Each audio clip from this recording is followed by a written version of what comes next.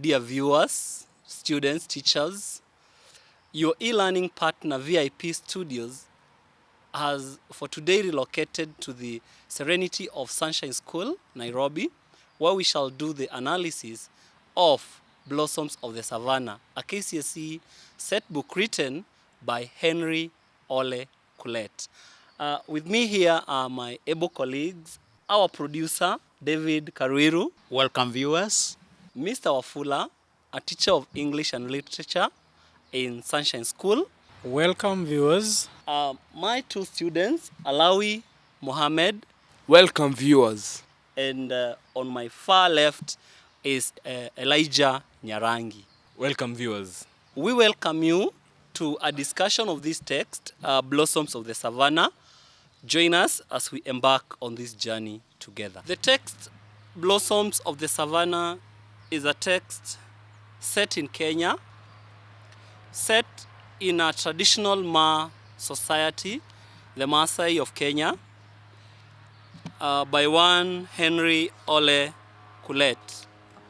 Now, the text, Blossoms of the Savannah, takes us through a myriad of issues affecting girl child in the society, the issues of FGM, the issues of the place of the women in the society, the issues of male dominance in a male-dominant society where the women are there to be seen and not to be heard. The issues of early marriages. And there is also a conflict between tradition and modernity. So all these things, as we discuss this text, will come up, plus the styles and the character traits of the main characters, for that matter. Chapter 1 begins with the departure of the family of Olekaelo to Nasila, and actually we can divide it into 3 episodes. The first one being the departure to Nasila, and we can find this in page 1 to 6. The second episode picks from page 6 to 11, and this one is the journey to Nasila. And the last episode in chapter 1 is the arrival at the Simiren's house at Nasila. Now, well, maybe in a nutshell, the novel begins with the character of Olekaelo being put open when he's reprimanding the loaders to do the work in a hurry and as he wishes. This is after he has been retrenched as a worker in Agribix Limited in Nakuru, and so he has sought to relocate to Nasila, his up country, where he intends to start over again. In his plan is to start a business, and so he has to do this in a hurry. It's actually 30 years since Olekaelo left Nasila, and so going there, he has to be received by his brother Simiren and other elders. They are really happy to welcome him back home. There are several issues that emerge in this chapter about the character of Olekaelo. And as literature students will tell you, there are 3 ways in which to understand a character trait of a person. What that character does, what that character says, and what other characters say about that particular character you're talking about. Now, on page 1, we get to understand the character trait of Olekaelo, that Taiyo knew her father well. We get to know about Olekaelo through Taiyo on page 1. He was not a man who cared to have his well-laid work plans delayed or disrupted. She had noticed that he had become even more belligerent. This exposes Olekaelo as temperamental, as a person who can easily become angry. There are many other issues which I want my students to go through in this chapter. One thing that is evidence in the first chapter is alienation. Alienation is the state in which somebody becomes a stranger or is being isolated. Ole Kaelo and his family had lived for 30 years, that is 3 decades, in Nakuru town, where he had brought up his daughters until his retrenchment. This alienated him from many cultural practices which had occurred in Nasila. For example, his brother, Simiren, was the head of Ilmolelian clan. Instead of him was who was elder than him. His brother, Simiren again, had also married 4 wives because the culture had permitted polygamy. Ole Kaelo had 1 wife and is contemptuously likened to a mono-eyed giant standing on legs of straw. He regards himself as civilized and calls the clan elders megalomaniacs who are still trapped in archaic traditions that were better buried and forgotten. In chapter 1, we find that sexism, which refers to the preference given to either the male or the female gender child. It is an outdated tradition that is still embraced by the individuals, such as Ole Kaelo. We are not told that he wanted at least 3 boys, but instead gets 2 girls. This shows his preference for boys. When his wife gets pregnant again, he hopes for a boy who could carry his name to the next generation, but instead gets a girl that he lives to loathe. This can be found in page 10. It is also paramount to note that the society from which Ole Kaelo is coming from, the modern society in Nakuru, is different from the society in Nasila, where they are headed. And in Nasila, they are aware that that is Ole Kaelo and his wife are aware that they'll have a problem because their daughters are almost adults and therefore need to go through FGM, or rather they will be called the father and the mother, for that matter, of Intoye Nemengalana, a derogatory term used to describe the girls in Nasila or in the Ma culture of Nasila about the uncircumcised girls. Life at the rural Nasila is contrasted with that of Nakuru town. And Kosimiren is a polygamous man.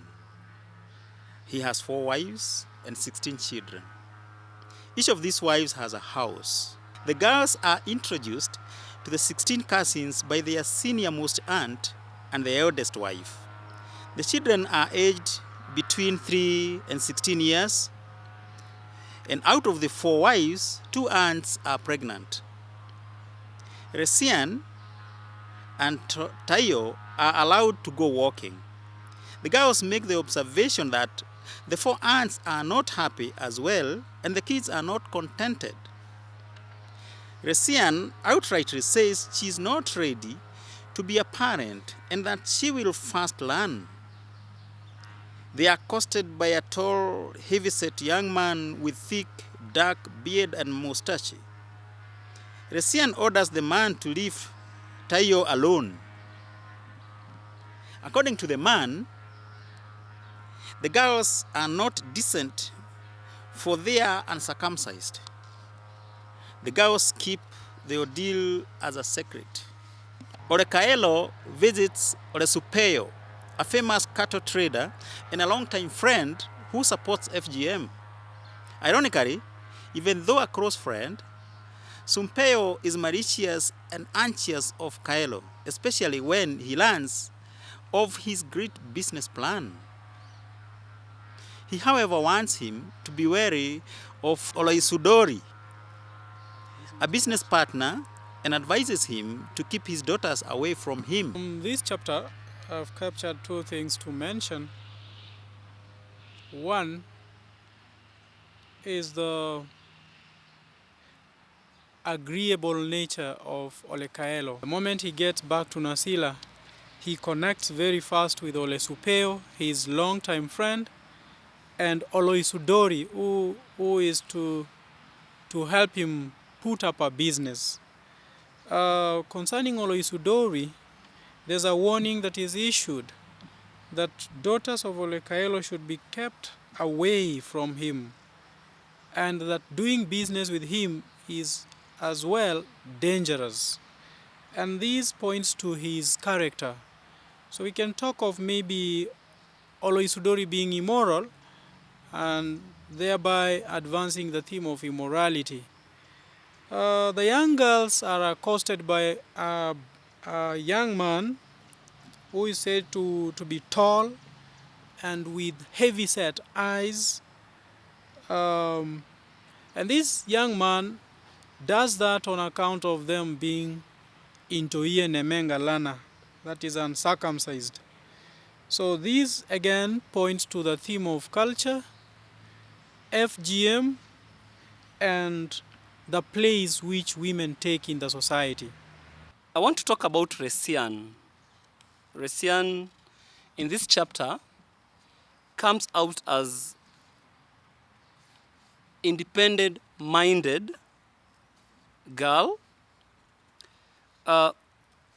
She comes out as observant. She's able to observe the environment in which Uncle Simiren's family lives, 16 children, and observes that they are not a happy lot. And she actually talks to her sister, Taiyo, and asks what she takes of Uncle Simiren's home. And then she says, honestly, I don't think all is well. Beneath the veneer of apparent happiness, I detected some apprehension, a subtle rivalry of some sort between the four houses. So there is, she's able to observe that in a very short time, and that shows Taiyo as a very observant person. A constant theme that has been highlighted in the second chapter of the book, Blossoms of the Savannah, is the theme of change. Change refers to transition or transformation of situations or characteristics. The Olekaelos are forced by destiny to relocate to Nasila, and when they arrive, they find that the atmosphere of waking up is different from what they had experienced for the past 3 decades. In Nasila, they were woken up to a surreal and tranquil environment of the live chattering of birds, but in Nakuru, they used to be woken up by the incessantly banging of bodies of vehicles by conductors and the noise of the bustling city. Another thing that is evident, we find that there's a theme of conflict.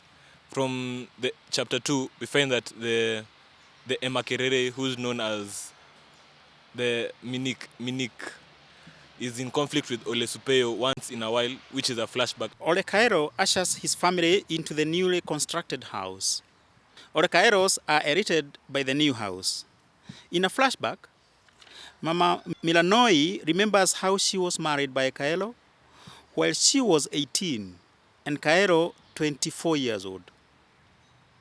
The couple had enjoyed peace generally since then, but since she does not have a son, Mama Milanoi feels she has failed Cairo. In a dialogue, we learn that Taiyo and Resian are afraid of undergoing the act and wish to go back to Nakuru and join university. In a dramatic irony, we realize that Kaelo has been hard and cruel to Resian, for he expected a son to be born in her place. Although Taiyo does not understand the cause of the hatred, she always defends her sister devotedly, even when her mother does not offer any protection. Probably, Mama Milano is afraid of Ole Cairo. I want to talk about something in chapter 3 on page 35 of the text. The last paragraph. When they got used to what they first considered to be negative aspects of Nasila culture, Taiyo and Resian adjusted accordingly, and soon they began to live harmoniously with the people. Now, this chapter exposes to us that, or rather, what I've read exposes to us that it's not all culture in Nasila which was negative. There were other part of the culture which were positive. We have the negative aspects of Nasila culture and the positive aspects of Nasila culture. So as we continue to an exposition of the text, that should be at the back of our mind, because as much as the text is against some cultures, it's not against culture in totality. In Nasila, we find that there is FGM, there is the girl child, early marriage of the girl child, and the place of the woman in the society is that she has no voice at all, because this is a patriarchal society. It is a society where man is the one who is saying everything and does everything for the family. And that's why even the journey to Nasila, everything is arranged by Ole Kaelo, and the three women in Kaelo's life are just but his puppets. Just to add something to what Mwalimu said, from the hatred that exists between the father and the daughter, Ole Kaelo and Resian, we can talk of the issue of parental cruelty. Parents in the society sometimes may happen to be unnecessarily cruel to their kids for one reason or the other. Ole Kaelo displays that. Then we have failure to protect one's children is also evident in this text when Ole Kaelo directly shows, hatred and some loath towards the daughter. The mother is quiet. She doesn't offer to protect her daughter against the cruelty of the father. So I think that one points to something about the responsibility of a parent. To add on what my teachers have said, I would like to point out a fact that in chapter 3, we're finding out that the Nasila culture also had they were religious. Since we can find from page 29, they had a prayer exhorting God to open women's womb. If they have a prayer for a specific purpose, means they have other prayers which are also suited to during every particular situation. Since we can describe as Nasila being people who have a belief in God, which in other words they are religious. Let me highlight one characteristic trait of Ole Kaelo. On page 28, we found out that, and Mama Milanois says to herself, and true to her expectation, Ole Kaelo had always been responsible. This indicates that Ole Kaelo, the husband of Mama Milanoi, was responsible in his actions of planning the construction of a house for their family, just in case he might be retrenched or get sacked by Agribix Limited. This cannot go unmentioned about these strange visitors that come to visit the Kaelos. On page 36, we are told that a great number of them came to survey and get to know the girls well, so that they could have sufficient information on which to decide whether they were marriageable and commendable to their husbands to be married as their incognito. Others came looking for potential wives for their sons, while Enkaitoyoni and Enkamuratani came to make acquaintance with potential clients. These visitors come with different intentions, and one to note is Enkamuratani. Enkamuratani, in this context, is the circumciser, and she carries her tools of trade. Enkamuratani is the circumciser, and she is a woman. Now, this one brings out the aspect of women being enemies to their own cause. A woman, in this case, is actually carrying out circumcision to a fellow woman. And that's why we can say in this context that women are their own enemies, according to what we are seeing in this chapter. In order to relink himself to the community, Ole Kaelo holds a big celebration party, which is also made for blessing his home. Members from the 5 Ma clans, Ilmolelian, Il Makasen, Il Kumae, Il Aiser, and Il Tarosero are invited. The Olekaelos belong to the Ilmolelian clan. Olekaelos are very actively involved in the preparation of the homecoming ceremony. During the dances, Taiyo is attracted to the manager of music, a young local primary school teacher, Joseph Pamuat. But unfortunately, they belong to the same clan, and forging any intimate relationship is an abomination. A carnival mood is witnessed during the party for the generous Olekaelo for what they offered. That's plenty of foodstuffs. In the dance, Taiyo's talent is brought forth, for she is really attracted to the song and dance. We learn that she has always done well in music festivals too. Unfortunately, her father denied her a chance to go for music extravaganza in Mombasa, which would have developed her talent. And lastly, Ole Musanka leads in the blessing section. He calls upon the community to welcome Olekaelos back home. Olekaelo is advised to involve himself in community affairs and Nasila. He is also advised to take care of his family and children. Maybe something to mention, he also threatens that anyone who defies the culture of Nasila would go down the way the sun disappears in the horizons. To add on what Mr. Wafula has said, this chapter brings to us the aspect of tradition in totality and the place of the tradition in the Ma culture as portrayed in the text Blossoms of the Savannah. Ole Musanka is a custodian. Actually, he plays a major role of welcoming the Olekaelos back to Nasila, back to their culture, and even blesses them. So he welcomes them, then he blesses the family, and in the process blesses Taiyo and says that out of Taiyo there shall come a leader of the Ma, of the Nasila.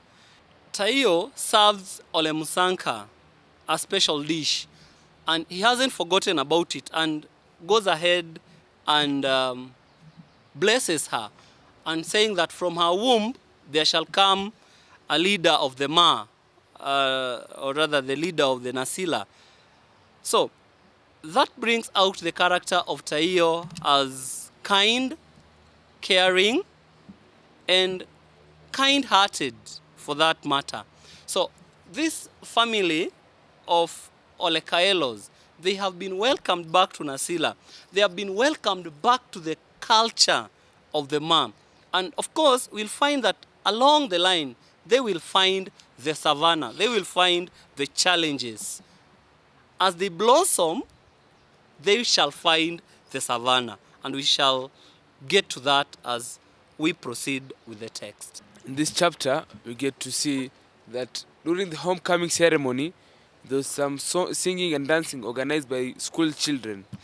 The theme of education is highlighted by these school children because the boys and girls, and earlier before, we get to see that from Ole Superior serving as an example, he had only educated his sons while he left his daughters to get married. But currently in Nasila, both girls and boys are getting a chance to education. From this chapter, we learn that one evident theme that is coming out there is the theme of contrast. We learn that back in Nakuru, for a large group of people to have come to a homecoming party, there was some form of payment, monetary payment one had to do, which is completely contrast to what is happening in Nasila, where only Olekaelo had to just go and invite every representative from every clan, and all of them turned up to grace the occasion. I would also like to pick up one character trait out of Olekaelo, where we learn that Olekaelo is strict and also a perfectionist, because during that gracious occasion, he had to wake up very early in the morning and ensure that every detail was up to what he had expected. And also, to conclude this chapter, I would like to highlight that this chapter leaves us in suspense, since we can find that the Taiyo and Resian are not sure of what the old man is referring to as the wasp, and also they want to know who the wasp is in this society, so leaving them in a state of suspense, and also it leaves them asking themselves questions. The theme of love cannot go unmentioned. Taiyo and the sister fall in love with Joseph Pamwat. Olekaelos are brought out as being generous and hospitable. Then the huge numbers that turn up communicate the theme of unity. And lastly, Ole Musanka's speech is purely on their culture, and therefore the theme of tradition.